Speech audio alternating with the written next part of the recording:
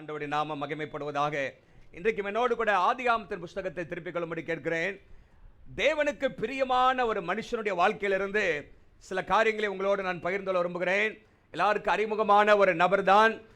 பலமுறை இதை நீங்கள் கேட்டிருக்கலாம். ஆனாலும் மறுபடியும் நான் அந்த மனுஷனுடைய வாழ்க்கையிலிருந்து சில காரியங்களை வலியுறுத்தி உங்களோடு இன்றைக்கு நான் பேச விரும்புகிறேன். தேவனுக்கு பிரியமான மனிதன் ஏனோக்கு ENOC, a man who pleased God என்கிற தலைப்பிலே உங்களோடு கூட சிலவற்றை நான் பேச விரும்புகிறேன். ஏனோக்கு வாழ்க்கை மிகவும் ஒரு ஆச்சரியமான ஒரு வாழ்க்கை. ஏனோக்கின் வாழ்க்கை நம்ம எல்லாருக்கும் ஒரு முன்மாதிரியான ஒரு வாழ்க்கை. ஏனோக்குடைய வாழ்க்கை ஆண்டவருடைய வருகைக்கு ஆயத்தப்பட்டு கொண்டிருக்கிறவர்களுக்கு சவாலான ஒரு வாழ்க்கை இந்த ஏனோக்குடைய வாழ்க்கை. இந்த ஏனோக்கை குறித்து 3 இடங்களிலே சொல்லப்பட்டிருக்கிறது. 5 புஸ்தகத்திலே அவருடைய பேர் வருகிறது. அதில் 2 இடத்துல ஒன்று நாளாகமத்திலும் லூக்கா 3ஆம் அதிகாரத்திலும் அந்த வம்ச வரலாறு பட்டியலில் பேர் மட்டும் வருகிறது.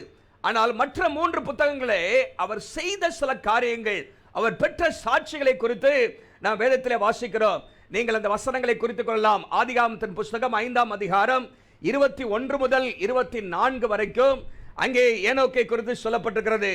அதை தொடர்ந்து எபிரேயர் 11ஆம் அதிகாரம் 5-6 வசனங்களிலே ஏனோக்கை குறித்து சொல்லப்பட்டிருக்கிறது. அதை தொடர்ந்து யூதாவின் புஸ்தகம், யூதா ஒரே ஒரு அதிகாரம் தான் இருக்குது, 14-15 அங்கே இந்த ஏனோக்கை குறித்து வேதம் சில காரியங்களை சொல்கிறது. நான் ஒரு பகுதியை மாத்திரம் வாசித்து விட்டு தொடர்ந்து சில காரியங்களை உங்களோடு பேச விரும்புகிறேன். ஆதியாகமம் 5ஆம் அதிகாரம் 21ஆம் வசனத்திலிருந்து 24ஆம் வசனம் வரைக்கும். ஏனோக்கு 65 வயதான போது மெத்துசலாவை பெற்றான். ஏனோக்கு மெத்துசலாவை பெற்ற பின் 300 வருஷம் தேவனோடு சஞ்சரித்துக் கொண்டிருந்து குமாரரையும் குமாரத்திகளையும் பெற்றான். ஏனோக்குடைய நாளெல்லாம் 365 வருடம். ஏனோக்கு தேவனோடு சஞ்சரித்துக் கொண்டிருக்கையில் காணப்படாமல் போனான். தேவன் அவனை எடுத்துக்கொண்டார் என்று வேதம் சொல்கிறது. தேவன் அவனை எடுத்துக்கொண்டார். நம்ம எல்லாரும் ஒரு நாளே எடுத்துக்கொள்ளப்பட போகிறோம் இயேசுவின் வருகையிலே. எத்தனை பேர் ஆயத்தமா இருக்கிறீங்க? ஹல்லேலூயா. இப்பொழுது இந்த ஏனோக்குடைய வாழ்க்கையை ஆண்டவர் எதற்காக நமக்கு எழுதி வைத்திருக்கிறார் என்று சொன்னால், பழைய ஏற்பாட்டின் சம்பவங்கள் நமக்கு ஒரு முன்னுதாரணமாக, திருஷ்டாங்கங்களாக இருக்கிறது. நாமும் தேவனுடைய சமூகத்திலே தேவனுடைய வருகையிலே எடுத்துக்கொள்ளப்பட வேண்டும் என்று சொன்னால் எப்படிப்பட்ட ஒரு வாழ்க்கை வாழ வேண்டும் என்பதை குறித்து தான் இன்றைக்கு நான் உங்களோடு பேச விரும்புகிறேன். பாருங்க, இந்த இடத்துல 21-24 வசனம் வரைக்கும் இந்த ஏனோக்குடைய வாழ்க்கையின் அறிமுகத்தை குறித்து அங்கே வாசிக்கிறோம். ஏனோக்கு என்கிற பேருக்கு அர்த்தம் என்னவென்று சொன்னால் டெடிகேட்டட், டிசிப்ளின்டு என்று அர்த்தம். பிரதிஷ்டை பண்ணப்பட்டவன், அர்ப்பணிப்பு உள்ளவன், ஒழுக்கம் உள்ளவன் என்று சொல்லி அர்த்தம். பல காரியத்திலே இந்த ஏனோக்கு ஒரு ஒழுக்கமுள்ள, அர்ப்பணிக்கப்பட்ட ஒரு வாழ்க்கை வாழ்ந்து வந்தார் என்று சொல்லி நம்ம பார்க்கிறோம். முழு பைபிளுமே ஏனோக்கை குறித்து சொல்லப்பட்ட வசனங்கள் 11 வசனம் தான். எத்தனை வசனங்கள்? 11 வசனம் தான். ஆனால் அந்த 11 வசனங்களும் பெரிய காரியங்களை நமக்காக பேசுகிறது. ஹல்லேலூயா. அவருடைய செல்வாக்கு இந்த வேதத்தில் அதிகமாக இருக்கிறதை பார்க்கிறோம். தேவனை விட்டு தூரமாய் போய் கொண்டிருந்த மக்கள் வாழ்ந்த நாட்களிலே தேவனோடு நெருங்கி வாழ்ந்த ஒரு மனுஷன் ஏனோக்கு. ஹல்லேலூயா. In a generation that moved farther away from God, தேவனை விட்டு தூரமாக போய் கொண்டிருந்த ஜனங்கள் வாழ்ந்த அந்த காலகட்டத்திலே தேவனோடு நெருங்கி வந்து கொண்டிருந்த ஒரு மனுஷன், தேவனோடு நெருக்கமாக நடந்த ஒரு மனுஷன் தான் இந்த ஏனோக்கு என்று சொல்லி பார்க்கிறோம். ஏனோக்கு வாழ்ந்த நாட்களிலே அநேகர் இந்த உலகத்திற்காக, பூமிக்காக வாழ்ந்து வந்தார்கள். ஆனால் ஏனோக்கு நித்தியத்தின் வெளிச்சத்திலே நித்தியத்திற்காக அவர் வாழ்ந்த ஒரு மனுஷனாக இருக்கிறார். அவருடைய வாழ்க்கையை இந்த 3 பகுதியிலும் 3 முக்கியமான காரியங்களை நான் சொல்ல விரும்புகிறேன். ஏற்கனவே சில ஆண்டுகளுக்கு முன்பாக இதை குறித்து நான் பேசியிருக்கிறேன். மறுபடியும் ஞாபகப்படுத்த விரும்புகிறேன். எளிதாக நீங்கள் ஞாபகம் வைத்துக் கொள்ளும்படி 3 வார்த்தைகள், ஆங்கில வார்த்தைகள், WWW, ஈஸியாக ஞாபகம் வச்சுக்கலாம். என்னவென்றால், முதலாவதாக அந்த ஆதியாகமத்தின் புஸ்தகம் சொல்லுகிற காரியம், அவன் தேவனோடு நடந்தான். He walked with God, walking with God. அவன் தேவனோடு நடந்தான்.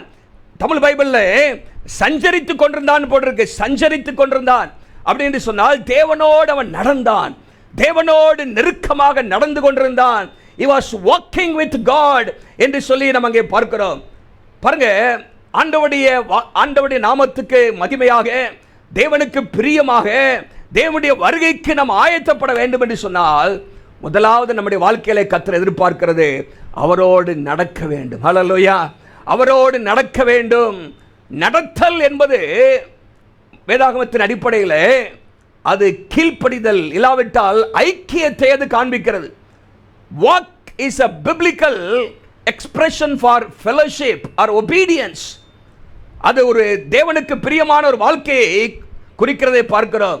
ஆண்டவர் மோசேயை பார்த்து சொன்னார், ஆபிரகாமை பார்த்து சொன்னார், எனக்கு முன்பாக நடந்து உத்தமனாயிரு என்று சொன்னார். இன்னுமாக நீங்கள் புதிய ஏற்பாட்டில் வாசிக்கும் பொழுது அவர் அங்கே 1 யோவான் 2ஆம் அதிகாரம் 6ஆம் வசனத்தில் அவருக்குள் நிலைத்திருக்கிறேன் என்று சொல்கிறவன் அவர் நடந்தபடியே தானும் நடக்க வேண்டும் என்று சொல்லி பல வசனங்களை நம்ம வாசிக்கிறோம். நாம் விசுவாசித்து நடக்கிறோம், தரிசித்து அல்ல என்றெல்லாம் நம்ம பார்க்கிறோம். பாருங்க, தேவனோடு நடந்த ஒரு மனுஷன். ஆதாமுக்கு 7ஆம் தலைமுறையில் வந்ததுதான் யாரு? ஏனோக்கு. 10ஆம் தலைமுறையிலே நோவா வருகிறார். 7ஆம் தலைமுறையிலே இந்த ஏனோக்கு வருகிற நம்ம பார்க்கிறோம். ஏனோக்கு வாழ்ந்த நாட்களில் ஆதாமும் உயிரோடு இருந்தாராம்.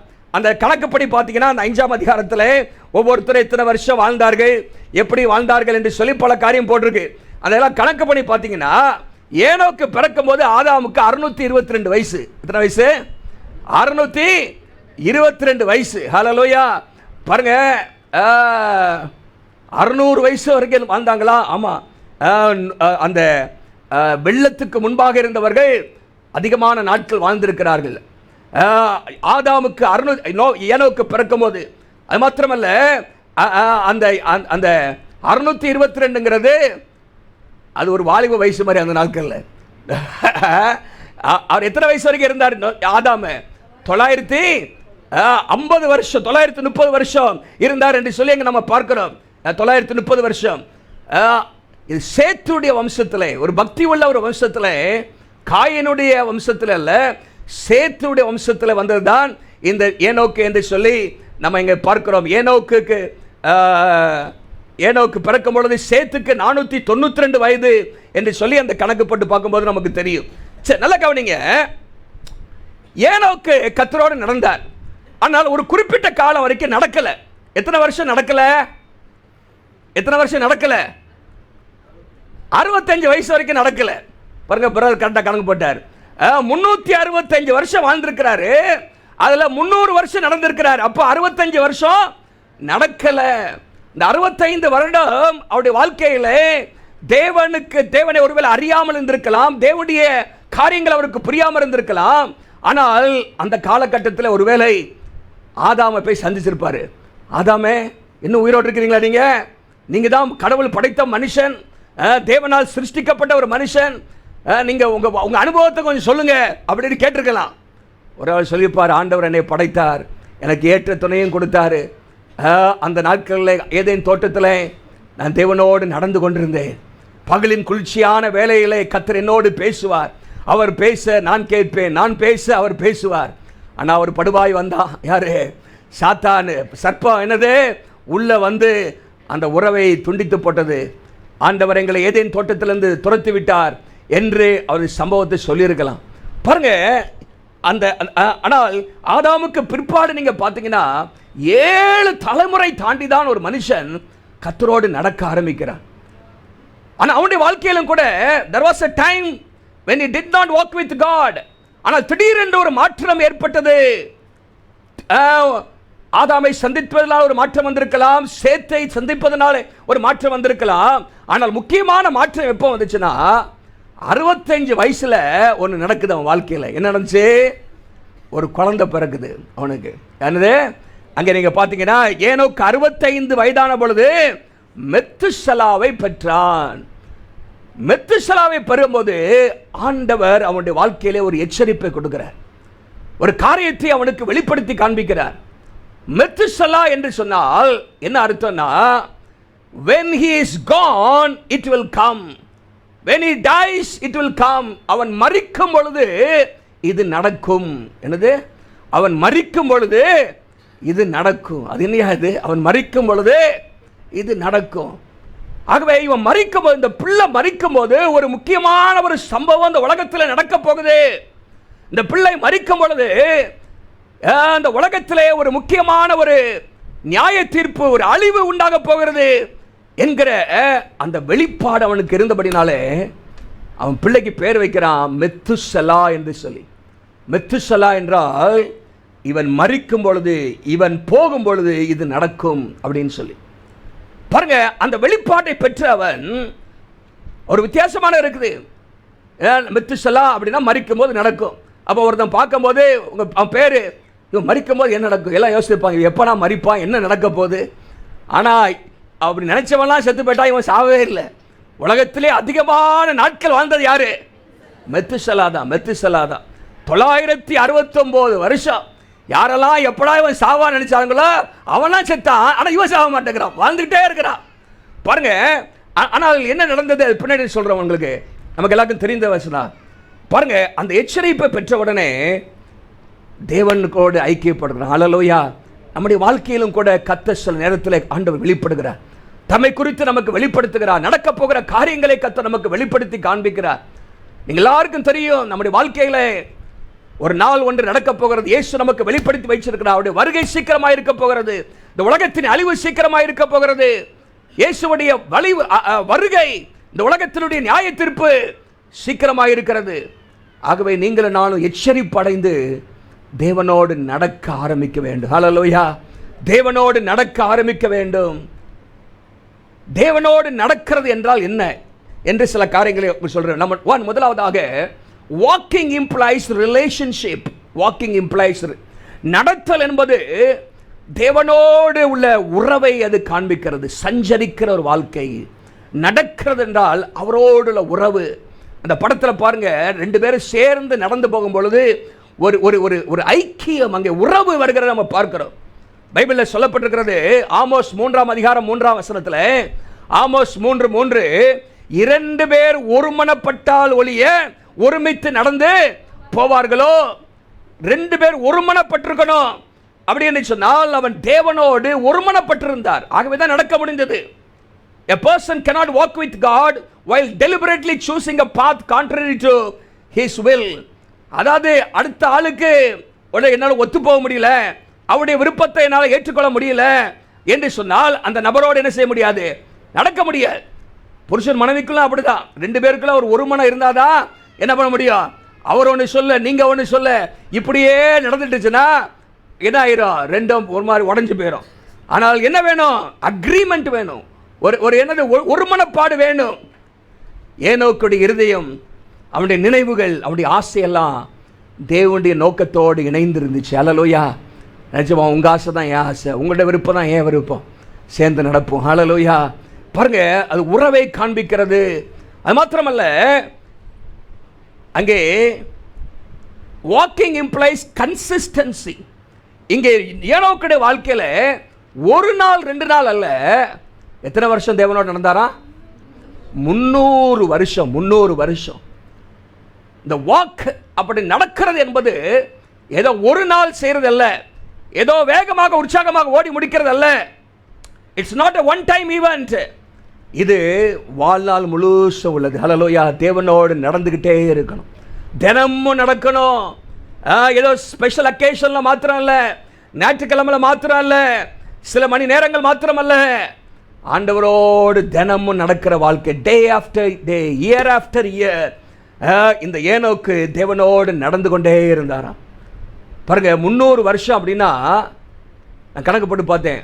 1,09,500 நாள். எத்தனை நாள்? 1,09,500 நாள் கர்த்தரோடு நடந்திருக்கிறாருங்க. ஹல்லேலூயா. அது மாத்திரமல்ல, 26,28,000 மணி நேரம் நடந்திருக்கிறார் ஆண்டவரோட. எத்தனை நேரம் நடந்திருக்காரு? 26,28,000 மணி நேரம். நமக்கு 1 மணி நேரம் நடக்கிறதுக்கே கஷ்டமா இருக்கு. 1 மணி நேரம் வந்து ஜெபம் பண்ணுங்கன்னா கஷ்டமா இருக்கு. 28 லட்சம் மணி நேரம் ஆண்டவரோடு நடந்திருக்கிறார். எல்லாம் கவனிங்க. இவர் வந்து குடும்பஸ்தனா இல்லாட்ட பேச்சுலரா? எப்படி சொல்றீங்க? பிள்ளைய பத்தாருன்னு இருக்கு, அவனாக்கு கல்யாணம் ஆகிருக்கும். அது மாத்திரம் இல்லை, ஒரு பிள்ளையா, அதுக்கப்புறம் குமாரரையும் குமாரத்திகளையும் பெற்றாராம். எத்தனது? அவன் பாருங்க, குடும்பமா இருக்குது. சிலர் பாங்க, எனக்கு நிறைய வேலை இருக்குங்க, மனைவியை கவனிக்கணும், பிள்ளையை கவனிக்கணும், அதை பண்ணணும், இதை பண்ணணும், ஆகவே ஆண்டவரோடு பேச பைபிள் வாசிக்கலாம் எனக்கு நேரம் இல்லை. இவர் ஒரு குடும்பஸ்தன். he was a family man. பாருங்க, அதன் மத்தியில் என்ன பண்ணியிருக்கிறாரு, அவருக்கு என்னது, தேவனோடு நடப்பதற்கான அந்த ஒழுக்கம் உள்ள ஒரு வாழ்க்கை இருந்துச்சு. ஹல்லேலூயா. ஒரு மனாஸ்ட்ரியில் ஒரு சன்னியாசியாக எங்கேயோ போய் வாழ்ந்தவர் இல்லை. ஒரு குடும்பம் இருந்துச்சு, மனைவி பிள்ளைகள் இருந்தார்கள். ஆனால் அவைகள் மத்தியிலும் ஆண்டவரை தேடுவதற்கு, ஆண்டவரோடு நடப்பதற்கு அவர் முக்கியத்துவம் கொடுத்திருந்தார். he had a home, he had wife, children, business, pleasures, joys and sorrows. அவருடைய வாழ்க்கையில இன்ப துன்பங்கள் இருந்துச்சு, வேலை இருந்துச்சு. அதன் மத்தியிலும் அவர் நடந்தார் என்று பார்க்கிறோம். நம்முடைய வாழ்க்கையில தொடர்ந்து ஆண்டவரோடு நடக்கணும். ஹல்லேலூயா, ஹல்லேலூயா. ஏதோ உற்சாகப்பட்டு திடீர்னு உற்சாகமடைந்து ஒரு நாள் 2 நாள் வேதத்தை வாசித்து ஜெபிக்கிற வாழ்க்கை அல்ல. தினந்தோறும் ஒழுக்கத்தோடு நடக்கணும். ஹல்லேலூயா. 300 ஆண்டுகள் ஆண்டவரோடு நடந்தான். பாருங்க, அந்த 22 வசனத்தை பாருங்க. 300 வருஷம் தேவனோடு சஞ்சரித்து கொண்டிருந்து அப்படின்னு போட்டிருக்கு. அது மாத்திரமல்ல, வாக்கிங் இம்ப்ளாய்ஸ் இன்டிமசி. அது ஒரு நெருக்கத்தை காண்பிக்கிறது. பாருங்க, பேசணும் ஆண்டவர்கிட்ட. 2 பேரும் நடந்து போயிட்டே இருக்கிறாங்க, அப்படியே பேசாமல் போனால் அப்படி இருக்கும், ஊமை மாதிரி. பேசணும். ஆண்டவரே நீங்கள் பேசுங்க, நான் பேசுகிறேன். அந்த அந்த ஆண்டவரோடு இருக்கிற தொடர்பு, நெருக்கம் பாருங்க. as Enoch walked with God, நம்ம பேசும்பொழுது தான் அவருடைய எண்ணத்தை நம்ம புரிஞ்சுக்கொள்ள முடியும். we can learn God's mind, God's heart, God's purposes. ஆண்டவருடைய நோக்கத்தை நம்ம தெரிந்து கொள்ள முடியும். அப்புறம் அந்த நெருக்கம். ஹல்லேலூயா. நல்லா கவனிங்க, தேவனுடைய நோக்கம் உங்களுக்கு தெரியுமா? உங்கள் வாழ்க்கையை குறித்து தேவ சித்தம் நமக்கு தெரியுமா? தேவனுடைய இதய துடிப்பு நமக்கு தெரியுமா? அப்படி இல்லாவிட்டால் நமக்கு இன்னும் ஆண்டவரோடு நெருக்கம் இல்லை. பல ஆண்டுகளுக்கு முன்பாக நான் பலமுறை சொல்லியிருக்கிறேன். இந்த யோவான் அப்போஸ்தலனை குறித்து கிட்டத்தட்ட 30 வருஷத்துக்கு முன்னாடி ஒரு ஊழியக்காரர் பேசுகிற ஞாபகம் இருக்கு எனக்கு. அவர் சொன்னார், இந்த யோவான் அப்போஸ்தலனை குறித்து அவர் எடுத்துக்கொண்டு வந்தார் பாடத்தை, ஒரு கேரக்டர் ஸ்டடி. அப்போ சொன்னார், அவன் இயேசுவுடைய மார்பிலை சாஞ்சிருந்தான். என்ன பண்ணானா, இயேசுவுடைய அவ்வளவு நெருக்கமாக இருந்துச்சு. அவனுக்கு மாத்திரம்தான் அவருடைய இதய துடிப்பு தெரியுமா? ஹல்லேலூயா. அதாவது லிட்ரல் ஹார்ட் பீட், அதாவது இயற்கையான உண்மையான அந்த இதய துடிப்பு இருக்கு பாருங்க. லப் டப் லப் டப்னு கேட்க பாருங்க. அதை கேட்டவன் கேட்டிருக்கான், இயேசுடைய மார்பிலை சாயும். அப்போ நல்லா கவனிங்க. அப்போ நமக்கும் ஆண்டவருடைய இதய துடிப்பு, ஆண்டவருடைய விருப்பம், ஆண்டவர் நம்ம வாழ்க்கையில் வைத்திருக்கிற நோக்கம் அறியணும்னா அவரோடு நெருங்கணும். ஹல்லேலூயா. இன்டிமசி, ஆண்டவரோடு நெருங்கணும். இன்னைக்கு தெரியல, நம்ம வாழ்க்கையில் ஆண்டவர் வச்சிருக்கிற நோக்கம் என்னன்னு நிறைய பேருக்கு தெரிய மாட்டேங்குது. அப்போ நம்ம வாழ்க்கையில் எவ்வளவு நெருங்குகிறோமோ கர்த்தர் தம்முடைய நோக்கத்தை நமக்கு வெளிப்படுத்துவார். Walking also implies progress.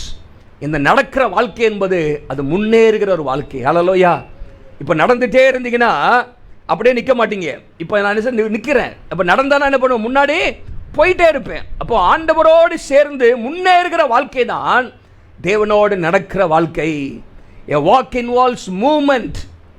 பாருங்க, இந்த ஏனோக்கு தன்னுடைய வாழ்க்கையில் 300 ஆண்டுகள் தேவனை அறிகிற அறிவிலே வளர்ந்து கொண்டே இருந்தார், கீழ்ப்படிதலிலே வளர்ந்து கொண்டே இருந்தார், தேவனுடைய சாயலிலே வளர்ந்து கொண்டே இருந்தார். He was growing in the knowledge of God. He was growing in obedience. He was growing in the likeness of God. ஆண்டவருடைய சாயலிலே வளர்ந்துக்கிட்டே இருந்தார். ஹல்லேலூயா. இப்போ நல்லா கவனிங்க. இப்போ நடக்கிற வாழ்க்கை என்பது அது தேவனோடு நெருக்கமான ஒரு வாழ்க்கை. அது தொடர்ந்து நடக்க வேண்டும், ஒவ்வொரு நாளும் நடக்க வேண்டும். அது மாத்திரமல்ல, முன்னேறிக்கொண்டே இருக்க வேண்டும். நடத்தல் என்பது அது கீழ்ப்படிதலையும் குறிக்கிறது. ஆண்டவருக்கு பிரியமான ஒரு வாழ்க்கை வாழ கர்த்தர் உதவி செய்வாராக. ஹல்லேலூயா. ஆகவே இன்றைக்கு நம்முடைய வாழ்க்கையிலே நாம் தேவனோடு நடக்கிறோமா, நம்முடைய ஆவிக்குரிய ஜீவன் வளர்ந்து கொண்டிருக்கிறதா என்று சொல்லி சற்று யோசித்து பார்க்கணும். அப்போ ஏனோக்கு அவன் தேவனோடு நடந்த ஒரு மனுஷன். ஹல்லேலூயா. உங்களுடைய ஜெப வாழ்க்கை இன்றைக்கு எப்படி இருக்கிறது? ஹல்லேலூயா. தேவனுக்கு முன்பாக நாம் நிற்க பாத்திரவான்களாக எண்ணப்படுவதற்கு எப்பொழுதும் ஜெபம் பண்ணி விழித்திருங்கள் என்று வேதத்திலே வாசிக்கிறோம். லூக்கா 21 அதிகாரம் 39 வசனத்தில் நம்முடைய வாழ்க்கையில் இந்த ஜெபம், வேதம், இதுதான் கர்த்தரோடு நம்ம நெருங்கி வாழ்வதற்கு நமக்கு உதவி செய்கிறது. ஹல்லேலூயா. தேவனோடு நடக்கிற ஒரு வாழ்க்கை, தனித்து நடக்கிற ஒரு வாழ்க்கை, ஹல்லேலூயா, அவரோடு பேசுகிற ஒரு வாழ்க்கையை ஆண்டவர் நமக்கு தருவராக. ஆண்டவர் தம்முடைய சித்தத்தை நமக்கு வெளிப்படுத்த விரும்புகிறார். எத்தனையோ ஆண்டுகளுக்கு பின்பாக நடக்க போகிறதை ஏனோக்கு ஆண்டவர் வெளிப்படுத்தியிருந்தார். நம்முடைய வாழ்க்கையிலும் தம்முடைய நோக்கத்தை நமக்கு வெளிப்படுத்துவார். நடக்கிற ஒரு வாழ்க்கையெல்லாம் சொல்லுங்க, நடக்க வேண்டும். ஹல்லேலூயா, ஹல்லேலூயா. இன்னைக்கு மனுஷன் பறக்க கற்றுக்கிட்டான், ஆனால் ஆண்டவரோடு நடக்க இன்னும் கற்றுக்கல. ஹல்லேலூயா, நடக்கணும். The civilized man has learned to fly, but he has lost the art of walking with God. ஆண்டவரோடு நடக்கிற அந்த பழக்கம் இன்னைக்கு குறைந்து கொண்டு வருகிறது. ஆகவே இந்த நாளில் கர்த்தர் நம்மோடு பேசுகிற ஒரு வார்த்தை, ஏனோக்கை போல தேவனோடு நடக்க பழகும். ஹல்லேலூயா, ஆண்டவரோடு நடக்கிற அந்த வாழ்க்கையை கர்த்தர் நமக்கு தருவாராக. சரி, ரெண்டாவதாக இப்போ எபிரேயருக்கு வாங்க. எபிரேயர் நிருபம் இந்த ஏனோக்கை குறித்து என்ன சொல்கிறது நமக்கு எல்லாருக்கும் தெரிந்த வேத பகுதி தான். எபிரேயர் 11:5 நமக்கு வாசிக்கிறோம். எபிரேயர் 11:5 விசுவாசத்தினாலே ஏனோக்கு மரணத்தை காணாதபடிக்கு எடுத்துக்கொள்ளப்பட்டான், தேவன் அவனை எடுத்துக்கொண்டபடினால் அவன் காணப்படாமல் போனான். எல்லாம் கவனிங்க, அவன் தேவனுக்கு பிரியமானவர் என்று அவன் எடுத்துக்கொள்ளப்படுவதற்கு முன்பே சாட்சி பெற்றான். அவன் தேவனுக்கு பிரியமானவன். இரண்டாவதாக, Enoch was well pleasing to God. ஏனோக்கு தேவனுக்கு பிரியமான மனுஷனாக இருந்தார். பிரியமானவன் என்று தேவனால் சாட்சி பெற்ற ஒரு மனிதனாக இருக்கிறதை நாம் அங்கே பார்க்கிறோம். தேவனுக்கு பிரியமானவன். இயேசுவுக்கு அந்த சாட்சியை பிதாவானவர் கொடுத்தார். அப்படிதானே? எத்தனை இடத்துல கொடுத்தாரு? இவரின் நேசகுமாரன், இவரில் பிரியமா இருக்கிறேன். எப்பெல்லாம் சொன்னார் பிதாவானவர் இயேசுவை பார்த்து? ஞானஸ்நானம் எடுக்கும்போது. அப்படிதானே? மத்தேயு 3 அவர் ஞானஸ்நானம் பெற்று கரையேறின பொழுது பரிசுத்த ஆவியானவர் புறாவை போல் அவர் மேலே இறங்கி வந்தார். வானத்திலிருந்து ஒரு சத்தம் உண்டாயிற்று, இவரின் நேசகுமாரன், இவரில் பிரியமா இருக்கிறேன், பிரியமா இருக்கிறேன். அப்புறம் எப்போ அந்த சாட்சி வந்துச்சு? மறுரூப மலையில் 17 ஆண்டவராக இயேசு கிறிஸ்து அங்கே மறுரூப மலையில் மறுரூபம் அடைந்திருக்கும் பொழுது அங்கே ஒரு சத்தம் வானத்திலிருந்து உண்டாயிற்று. 5 இவரின் நேசகுமாரன், இவரில் பிரியமா இருக்கிறேன், பிரியமா இருக்கிறேன். பாருங்க, தேவன் சாட்சி கொடுக்கிறார், பிரியமா இருக்கிறேன் என்று சொல்லி. இயேசு தன்னை குறித்து என்ன தெரியுமா சொன்னார்? இயேசு தன்னை குறித்து யோவான் 8:29 நான் பிதாவுக்கு பிரியமானவைகளே எப்பொழுது செய்கிறேன், பிதாவுக்கு பிரியமானவைகளே எப்பொழுது செய்கிறேன். எனக்கு சுயமாக நான் ஒன்றும் செய்யறதில்லை. யோவான்ல பலமுறை அந்த வசனம் இருக்குது, நான் சுயமாக I do nothing on my own. நான் ஒன்றும் சுயமாக செய்வதில்லை. எல்லாவற்றையும் பிதாவுக்கு எது பிடிக்கும் என்று தகப்பனுக்கு எது பிடிக்கும் அதை அறிந்து தான் செய்கிறேன். பாருங்க, பிதா அங்கே 8:29 நான் பிதாவுக்கு பிரியமானவைகளை எப்பொழுதாவது செய்கிறேனா? எப்பொழுது செய்கிறேனா? அல்லேலூயா. அப்போ ஒவ்வொரு காரியமும் இது நான் செய்கிறது ஆண்டவருக்கு பிரியமா? நான் போகிறது ஆண்டவருக்கு பிரியமா? நான் வாசிக்கிற காரியம் ஆண்டவருக்கு பிரியமா? நான் பார்க்கிற காரியம் ஆண்டவருக்கு பிரியமா? நான் பழகுகிற நபர் ஆண்டவருக்கு பிரியமா? பாருங்க, பிதாவுக்கு பிரியமானவைகளை நான் எப்பொழுதும் செய்கிறபடியால் அவர் என்னை தனியே இருக்க விடுவதில்லை. எப்போ ஆண்டவர் நம்மோடு இருக்கிறார் என்பதை உணர்வு நமக்கு வரும்னு சொன்னா ஆண்டவருக்கு பிரியமானவைகளே நாம் செய்யும் போதுதான். ஹல்லேலூயா. பாருங்க, இன்றைக்கு மனுஷர்கள் 3 விதத்தில் பிரியப்படுத்துறாங்க. ஒன்று, தங்களுக்கே பிரியமா நடக்கிறாங்க, செல்ஃப் ப்ளீசர்ஸ். அவங்க என்னது? தங்களுக்கே பிரியமாய் நடக்கிறது. நீங்க ரோமர் 15 வாசித்தீங்கன்னா, ரோமர் 15 1 அங்கே சொல்லப்பட்டிருக்கிறது, நாம் நமக்கே பிரியமாக நடவாமல், சொல்லுங்க, நாம் நமக்கே பிரியமாக நடவாமல் அப்படின்னு போட்டு. அப்போ நமக்கே எனக்கு பிடிச்சிருக்கு நான் செய்வேன்ப்பா, உனக்கு ஒன்ன அதெல்லாம் இல்லை, ஆண்டவருக்கு பிடிக்குதோ இல்லையோ, எனக்கு I want to please my self, நான் இதை போடுவேன், இதை செய்வேன், எனக்கு பிடிச்சிருக்கு நான் செய்வேன் அப்படின்னு சொல்லி தங்களே பிரியப்படுத்தி வாழ்கிற மக்கள். வேதம் சொல்லுகிறது உங்களுக்கே பிரிய. இயேசு அடுத்த 3 பாருங்க, 3 கிறிஸ்துவும் தமக்கே பிரியமாக நடவாமல், தமக்கே பிரியமாக நடக்கலை. He did not please himself. அவரையே பிரியப்படுத்தி ஆளல, அவர் பிதாவுக்கு பிரியமானவைகளே செய்தார். ஹல்லேலூயா. அப்போ செல்ஃப் ப்ளீஸ், ஒரு பக்கம் தங்களையே பிரியப்படுத்தி வாழ்கிறவர்கள். இன்னைக்கு நிறைய கூட்டம் அப்படி தான் இருக்குது, தங்களையே அலங்கரிக்கிறது, தங்களையே பிரியப்படுத்துகிறது காரியங்கள். இன்னொன்று, மனுஷனை பிரியப்படுத்துறது. என்னது? மனுஷனை பிரியப்படுத்தியே வாழ்றது. கலாத்தியர் 1:10 பவுல் சொல்றாரு, நான் மனுஷனுக்கு பிரியமாக வாழ விரும்பினால் நான் தேவனுக்கு ஊழியக்காரனா இருக்க முடியாது. அப்போ மென் ப்ளீசர்ஸ், அடுத்த ப்ளீசர் யாரு? மனுஷனை பிரியப்படுத்தியே வாழ்வாங்க. மனுஷனை பிரியப்படுத்தியே தப்பு செய்ய சொன்னாலும் செய்வாங்க. ஏன்னா மனுஷனை பிரியப்படுத்தணும், அவங்களுடைய தயவை பெறணும் அப்படின்னு சொல்லி மனுஷனை பிரியப்படுத்துகிறனா.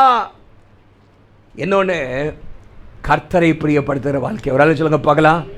God pleasers, God pleasers.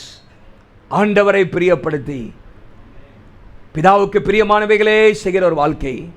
ஹல்லேலூயா. எப்பொழுதும் செய்கிற வாழ்க்கை. இந்த இந்த இந்த இந்த ஏனோக்கு குறித்து ஆண்டவர் சொல்றாரு, he pleased God.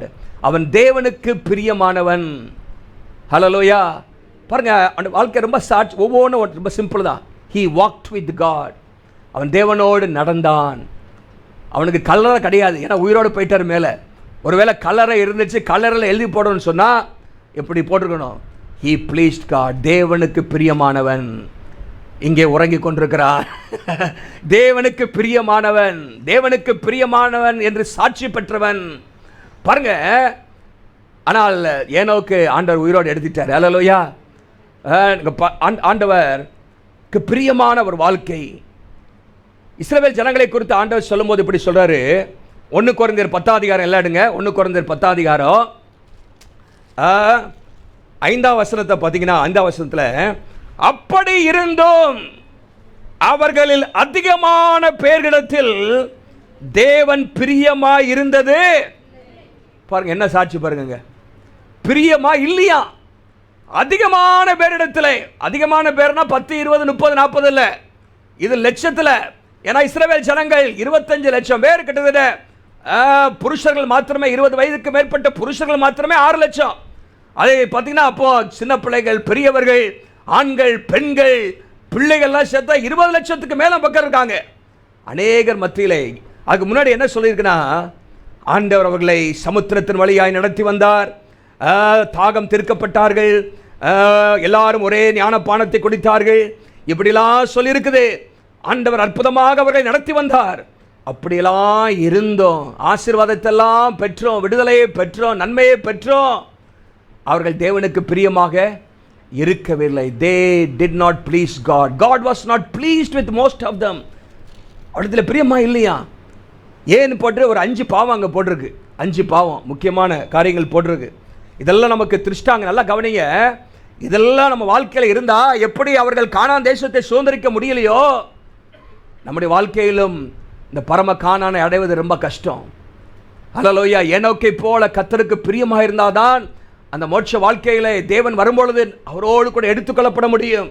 அங்கே பாருங்க, 6ஆம் வசனம் சொல்லுது, அவர்கள் இச்சித்தது போல நாமும் இச்சியாதபடிக்கு. இச்சை, இச்சை, பார்க்கிற காரியம்லாம் வேணுங்கிற இச்சை, மற்றவர்களுடைய பொருள் மேலே இச்சை, தேவனுக்கு பிரியமில்லாத காரியங்கள் மேலே ஒரு அளவில்லாத ஆசை இருந்துச்சு. அப்படி நம்ம இருக்கக்கூடாது. 7ஆம் வசனத்தில், இல்லாவிட்டால் 8ஆம் வசனத்தில் அங்கே போட்டிருக்குது.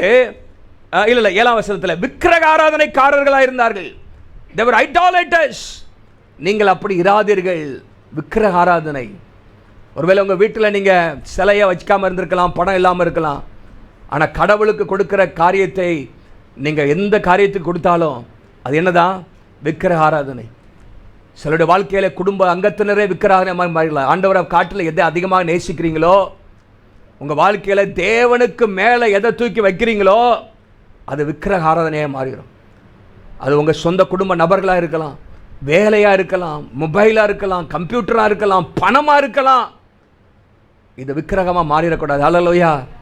அப்படி இருந்தால் கர்த்தரை நம்ம பிரியப்படுத்த முடியாது. அடுத்தது போட்டிருக்கு வேசித்தனம். வேசித்தனம், சில வேசித்தனம் பண்ணி அவர்கள் விழுந்து போனார்கள். வேசித்தனம் என்று சொல்லும் பொழுது அது சரீரப்பிரகாரமான காரியம் மாத்திரமல்ல. பாருங்க, அதையும் பாருங்க, உலகத்தை நேசிக்கிறது அதுவும் வேசித்தனம் தான். விபச்சாரக்காரர்களே, உலக சிநேகம் கர்த்தருக்கு விரோதமான பகை என்று ஆண்டவர் சொல்றாரு. விபச்சாரக்காரர்களே, ஆண்ட உலகத்தை சிநேகிப்பது அதுவும் வேசித்தனம் பண்றதுக்கு எதுவாக இருக்கிறது. மாத்திரமல்ல, மாம்ச சம்மதமாகவும் நம்முடைய வாழ்க்கையிலே வேசித்தனங்கள், தவறான உறவுகள் இருக்கக்கூடாது. பரீட்சை, 9ஆம் வசனத்தில் பரீட்சை பார்த்தார்கள். ஆண்டவரை பரீட்சை பார்க்கறது. ஆண்டவரை இது செஞ்சிருவீங்களா, ஆண்டவரை பண்ணிடுவீங்களா, இப்படி ஆண்டவரை கேள்வி கேட்டுக்கிட்டே இருக்கிறது. ஆண்டவரை டெஸ்ட் பண்ணிக்கிட்டே இருக்கக்கூடாது. அவர் மேலே விசுவாசம் வைத்து வாழணும். ஹல்லேலூயா. அடுத்தது போட்டுருக்கு முறுமுறுத்தார்கள். இது ரொம்ப எல்லாத்துலேயும் இருக்கிறது. என்னது, நேற்று கூட முறுமுறுத்திருப்பீங்க அதுதானே. இது இல்லையே, அது இல்லையே, இது இப்படி இருக்கே, அவங்களுக்கு மட்டும் இப்படி இருக்கே, எனக்கு இப்படி நடக்குதே.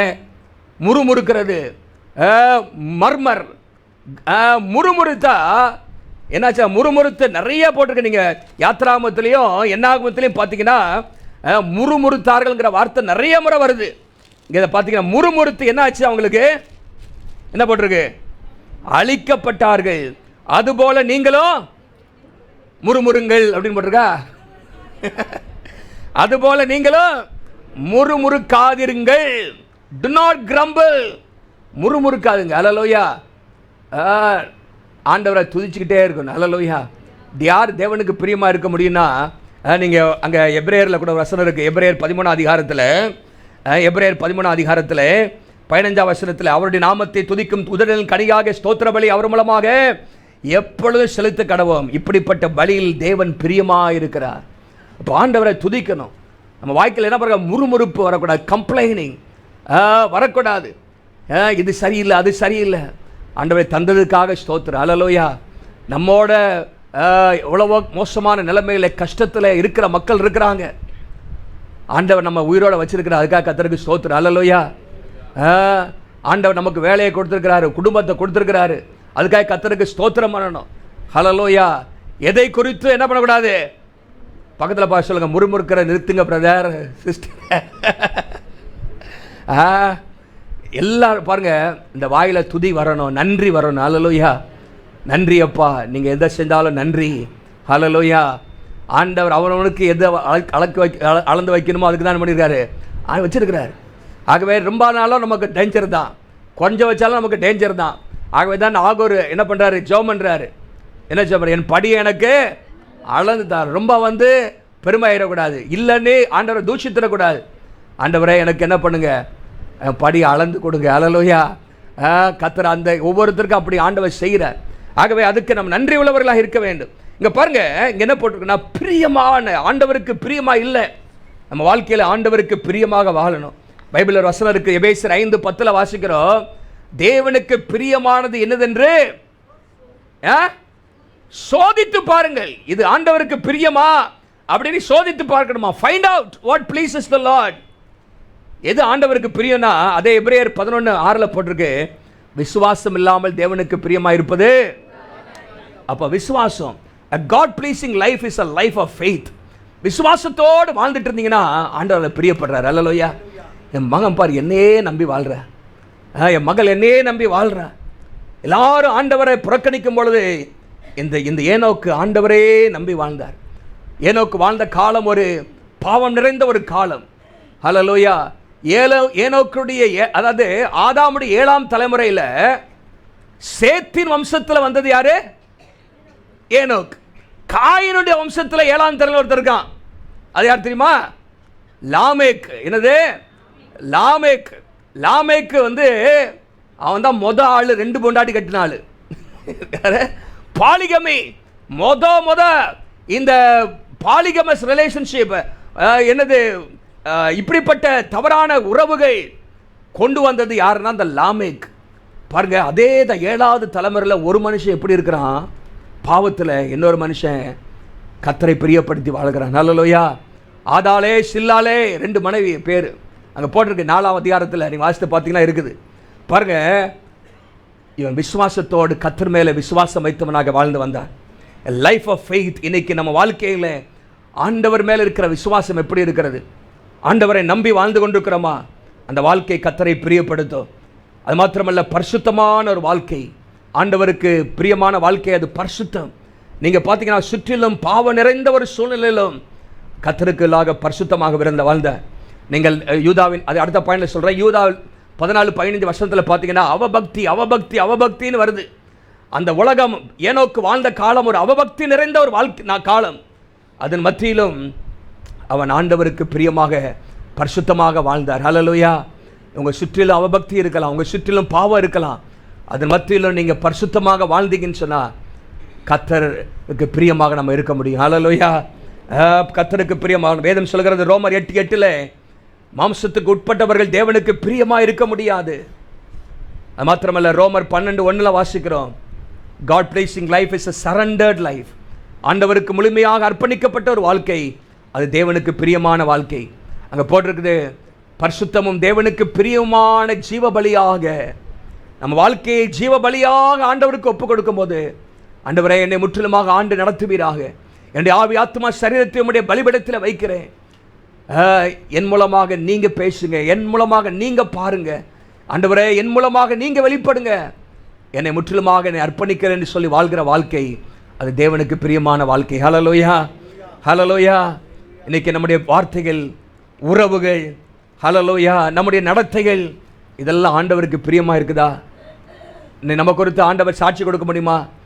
இவளை நேசகுமாரத்தி, இவளை நேசகுமாரன், இவளில் நான் பிரியமாக இருக்கிறேன் என்று ஆண்டவர் நம்மை பார்த்து சொல்ல முடியுமா? சற்று யோசித்து பாருங்க. ஆண்டவர் ஏனோக்கை பார்த்து சொல்றாரு, இவன் தேவனுக்கு பிரியமானவன். ஹல்லேலூயா. இன்னைக்கு ஆண்டவர் சமூகத்தில், ஆண்டோடைய வருகையில் நாம் எடுத்துக்கொள்ளப்பட ஆயத்தமாக இருக்குன்னு சொன்னா, நம்முடைய வாழ்க்கையின் ஒவ்வொரு பகுதியும் தேவனுக்கு பிரியமான ஒரு வாழ்க்கையாக இருக்கணும். ஹல்லேலூயா. ஆண்டவரை பிரியப்படுத்தி, மனுஷனை பிரியப்படுத்தி அல்ல, இது தேவனுக்கு பிரியமாக இருக்குமா? நான் வாசிக்கிற காரியம், நான் பார்க்கிற காரியம், நான் பழகுகிற நபர்கள், நான் செய்கிற அந்த காரியம், நான் செய்கிற அந்த வேலை, இதெல்லாம் தேவனுக்கு பிரியமாக இருக்குமா? am I pleasing God என்கிற கேள்வியை நம்ம வைக்க வேண்டும். மூன்றாவதாக அப்போ முதல் பகுதியில் ஆதியாமத்திலிருந்து ஏனோக்கு நமக்கு கற்றுக் கொடுக்கிறது தேவனோடு நடக்கிற வாழ்க்கை. ஹல்லேலூயா. அது நெருக்கம், உறவு, ஆண்டவரோடு பேசுகிற பழகுகிற ஒரு வாழ்க்கை. ரெண்டாவது, எபிரேய நிருபம் நமக்கு சொல்கிறது அவன் தேவனுக்கு பிரியமானவனாக இருந்தான். ஹல்லேலூயா. அடுத்ததாக யூதா 14:15 வாசித்தீங்கன்னா, அது வாசிங்க. யூதா 14:15. மைக்கில் யாராவது வாசிக்கிறீங்க? வாசிங்க, மைக் தருவாங்க.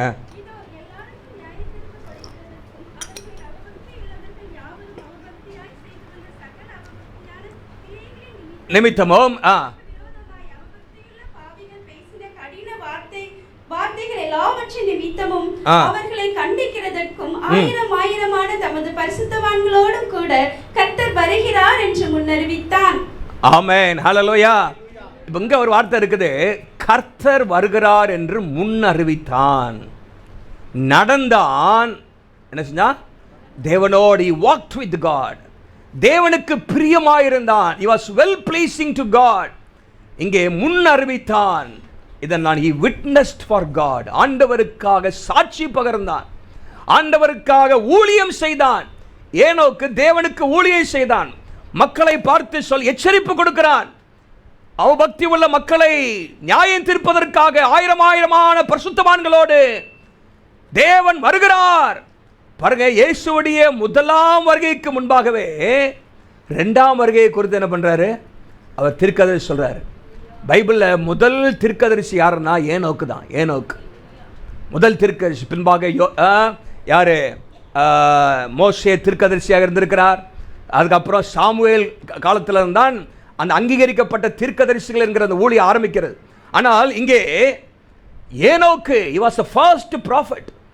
முதலாவது தீர்க்கதரிசனத்தை, ஆண்டோடைய வருகையை பாருங்க. கர்த்தர் வருகிறார், ஆயிரமான பரிசுத்தவான்களோடு வருகிறார், அவபக்தி உள்ள ஜனங்களை நியாயம் தீர்க்கும்படி வருகிறார் என்று சொல்லி அறிவிக்கிறது நம்ம பார்க்கிறோம். நல்லா கவனிங்க. he was a prophet.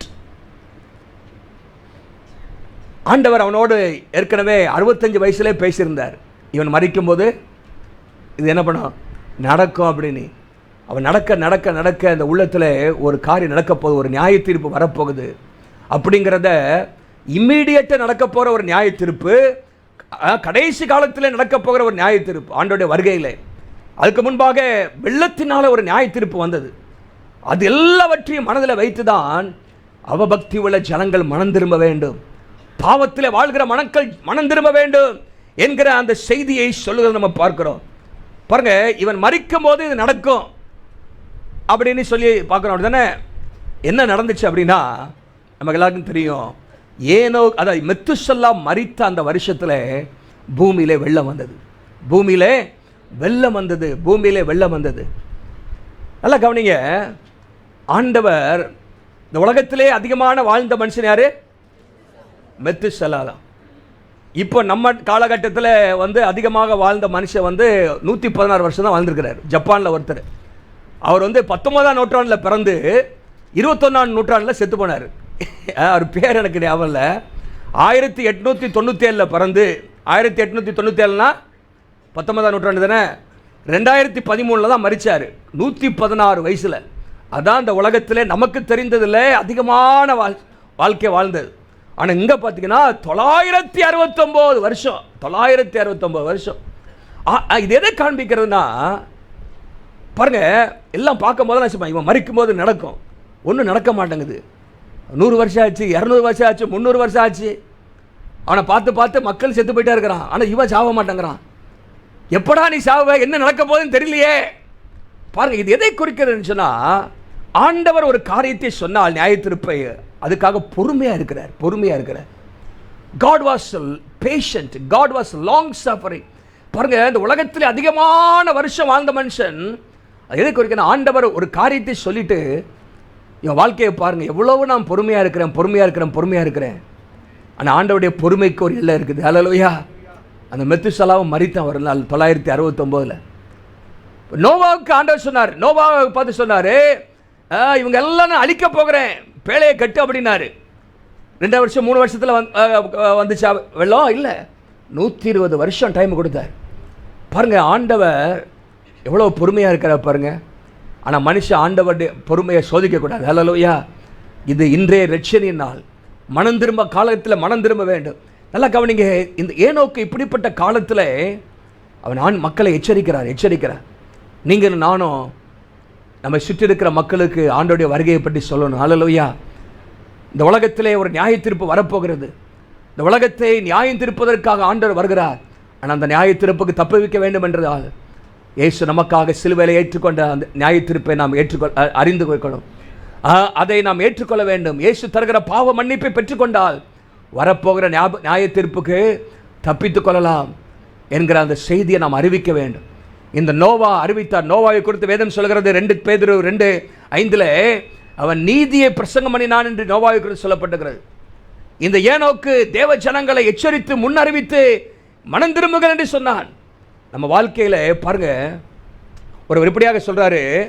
என்ன சொல்றாரு அப்படின்னா, ஆண்டவருடைய கோபாக்கினை என்கிற அந்த வெள்ளம் கிருபை இல்லாவிட்டால் இரக்கம் என்கிற அந்த அணையில மோதிக்கிட்டே இருக்குதான்.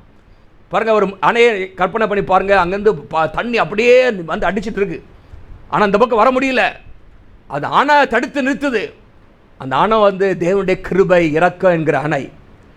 அந்த தேவனுடைய கோபாக்கினை வந்து அதில் அடிச்சுக்கிட்டே இருக்குது. ஆனால் அந்த இரக்கம் தடுத்துட்டு இருக்குது. ஆனால் அந்த அணையும் ஒரு நாள் திறக்கப்படுற நேரம் வரும். அது உள்ளே வந்துருச்சுன்னா இந்த உலகத்திற்கு அழிவு தான். ஆகவே கிருபையின் காலத்தை என்ன பண்ணணும்? பிரயோஜனப்படுத்தணும். ஆண்டவர் உங்களுக்கு எனக்கு ஒரு வாய்ப்பு கொடுத்துருக்கிறாரு. நாம் மனம் திரும்பி இருக்கிறோம், நாம் ஏற்றுக்கொண்டிருக்கிறோம், இன்னும் தொடர்ந்து பரிசுத்தமாக வாழணும். ஆனால் அதே மாதிரி மற்றவர்களுக்கும் இந்த செய்தியை சொல்லணும். ஹல்லேலூயா. மற்றவர்களுக்கு அந்த செய்தியை சொல்வதற்காக கர்த்தர் நம்மை அழைக்கிறார். வேதம் சொல்கிறது, எசேக்கியேல் 3:17-18 வசனங்கள் நீங்கள் வாசித்தீங்கன்னா ஆண்டவர் எசேக்கியேலை பார்த்து சொல்கிறாரு, இந்த ஜனத்திற்கு உன்னை காவலாளியாக வைத்திருக்கிறேன். நம்மளாம் யாரு? காவலாளிகள். ஹல்லேலூயா. காவலாளியே தூங்கிட்டு இருந்தால் என்ன நடக்கும்? அப்போ காவலாளி விழித்திருக்கணும். காவலாளி என்ன பண்ணணும்? பாதுகாக்கணும். ஆண்டவர் எச்சரிக்கை சொல்கிறாரு. இந்த வசனத்தை பாருங்களேன். நீ என் வாயினாலே வார்த்தையை கேட்டு நாமத்தினாலே அவர்களை எச்சரிப்பாயாக. இயேசு வருகிறார்.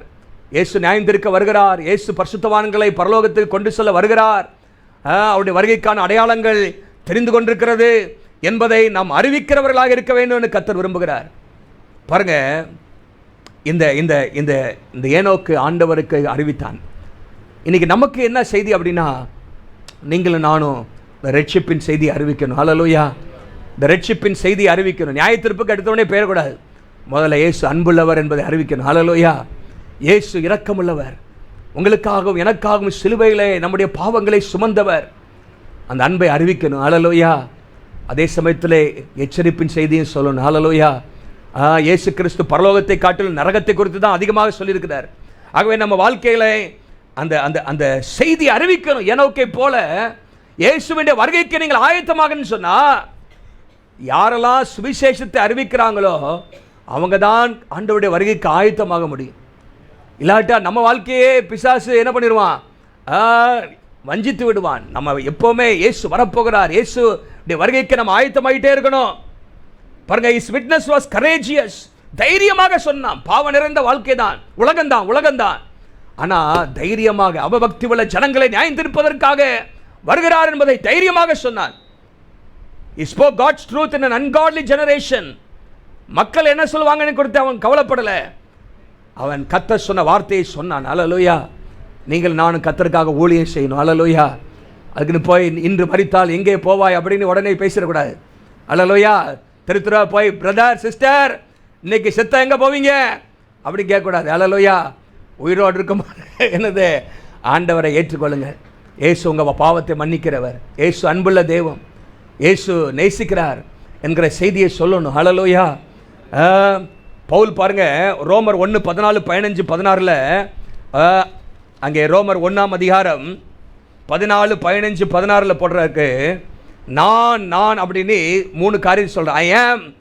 நான் கடனாளியாக இருக்கிறேன் சொல்கிறார். என்ன சொல்கிறாரு? நான் கடனாளியாக இருக்கிறேன். ஐ am a debtor, I am obligated.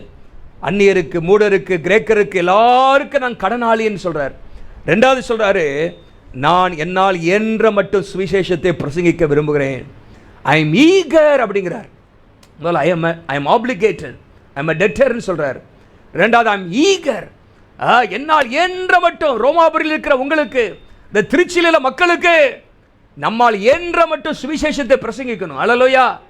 இந்த திருச்சியில் இந்த சர்ச்சில் இருக்கிற எல்லாரும் நம்மால் என்ற மட்டும், அல்லேலூயா, நேரடியாகவோ பத்திரிகை மூலமாகவோ டிராக்ஸ் மூலமாகவோ வாட்ஸ்அப் மூலமாகவோ என்ற மட்டும் சுவிசேஷத்தை அறிவிக்கணும். அல்லேலூயா.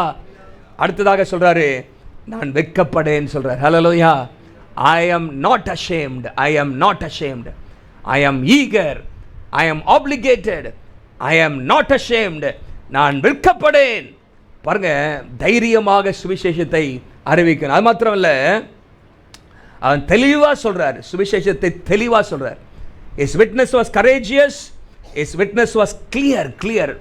இப்படி தான் ஆண்டவர் செய்ய போறாரு அப்படிங்கிறத தெளிவாக சொல்றாரு. அது மாத்திரமல்ல, தன்னுடைய வாழ்க்கையை முன்மாதிரியாக வைத்து அவர் சொல்றார். அல்லேலூயா.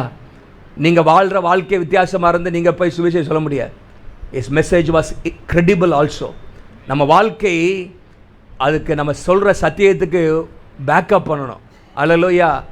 உனக்கும் அந்த சுவிசேஷத்துக்கும் சம்பந்தமே இல்லைன்னு சொல்லக்கூடாது யாரும். நீங்களும் நானும் அந்த சத்தியத்தை நிரூபிக்கிறவர்களாக இருக்கணும். அல்லேலூயா. என் வாழ்க்கையை மாற்றினவர் உங்களையும் வாழ்க்கையை மாற்றுவார். அல்லேலூயா. நம்மளை பார்த்து நீனே குடிகாரனாக இருக்கிற, நீயே இப்படி அடிதடி போட்டுட்டு இருக்கிற, உன்னை மாற்றவே ஆண்டவரால் முடியல அப்படின்னு நம்ம பார்த்து சொல்ல முடியாது. அல்லேலூயா. என் வாழ்க்கையை பார், இயேசு மாற்றிருக்கிறார். நான் எப்படி இருந்தேன், நான் எப்படி மாறி இருக்கிறேன். அல்லேலூயா. கர்த்தர் என்னை எப்படி ஆசீர்வதிச்சிருக்கிறாரு என்பதை நம்முடைய வாழ்க்கையை சாட்சியாக வைத்து நம்ம சொல்லணும். அல்லேலூயா. உங்கள் வாழ்க்கை அதுக்கு ஆதாரமாக இருக்கணும். நம்ம பார்த்துட்டு ஐயோ நீ ஆராதிக்கிற இயேசுவா, ஐயோ வேண்டாம்ப்பா நானே பெட்டர் அப்படின்ட்டு போகக்கூடாது.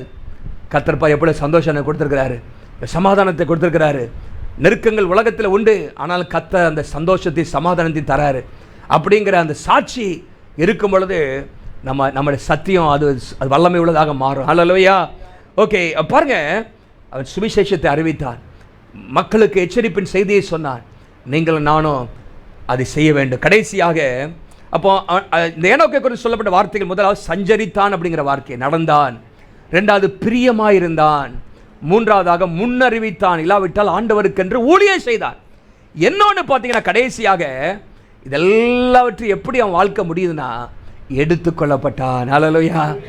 எடுத்துக்கொள்ளப்பட்டான். 4 முறை அந்த வார்த்தை வருது. ஒன்று ஆதியாகமம் 5:24 தேவன் அவனை எடுத்துக்கொண்டார் அப்படின்னு இருக்கு. எபிரேயர் 11:5 மாத்திரம் பார்த்தீங்கன்னா 3 முறை வருது. எபிரேயர் 11:5 அவன் எடுத்துக்கொள்ளப்பட்டான், அவனை எடுத்துக்கொண்டபடியால். அடுத்ததாக கடைசி வார்த்தை லைன்ல, அவன் எடுத்துக்கொள்ளப்படுவதற்கு முன்னமே பாருங்க 4 இடத்துல he was taken up, he was caught up, அவன் எடுத்துக்கொள்ளப்பட்டான். ஹல்லேலூயா. பாருங்க, இந்த எபிரேய நிருபத்தில் வீட்டில் போய் வாசித்து பாருங்க. ஒரு பக்கம் மரிக்காமே ஆண்டவர் எடுத்திருக்கிறார். யார? ஏனோக்க. ஆனா இன்னொரு பக்கம் பார்த்தீங்கன்னா அநேகர் மரித்தார்கள் விசுவாசத்தோடு. ஆபிரகாம், ஈசாக்கு, யாக்கோபு அவங்கெல்லாம் எப்படி மரிச்சாங்களாம்? விசுவாசத்தோடு மரிச்சாங்களாம். அல்லேலூயா. கர்த்தர் எங்களை எடுத்துக்கொள்வார் ஒரு நாள்ல. பாருங்க, எங்க போட்டிருக்கு பாருங்க, விசுவாசத்தோடு என்ன செஞ்சாங்களாம்? 11:13 அவர்கள் எல்லாரும் இந்த உலகத்திலே நாங்கள் அந்நியரும் பரதேசிகளும் என்று சொல்லி அவர்கள் விசுவாசத்தோடு மரிச்சார்கள். அது என்ன விசுவாசம்? ஒரு நாள் இயேசு வருவார், ஒரு நாள் எங்களை எடுத்து சொல்லுவார். கிறிஸ்துவுக்குள் மரித்தவர்கள் முதலாவது எழுந்திருப்பார்கள், எடுத்துக்கொள்ளப்படுவார்கள். பாருங்க, ஆண்டவர் ரெண்டையும் பேலன்ஸ் பண்ண. சிலர் இந்த உலகத்தில் இயேசு வரும்பொழுது உயிரோடு இருப்பாங்க, உயிரோடு எடுத்துக்கொள்ளப்படுவார்கள். சிலர் விசுவாசத்தோடு மரிச்சிருப்பாங்க, அவர்களும் எடுத்துக்கொள்ளப்படுவார்கள். அல்லேலூயா. பாருங்க, எடுத்துக்கொள்ளப்படுதல். அப்படியே கடைசி சாப்டர் எப்படி முடியுதுன்னா, இல்லாவிட்டால் ஏனோக்கை குறித்த வார்த்தை, அவன் எடுத்துக்கொள்ளப்பட்டான்.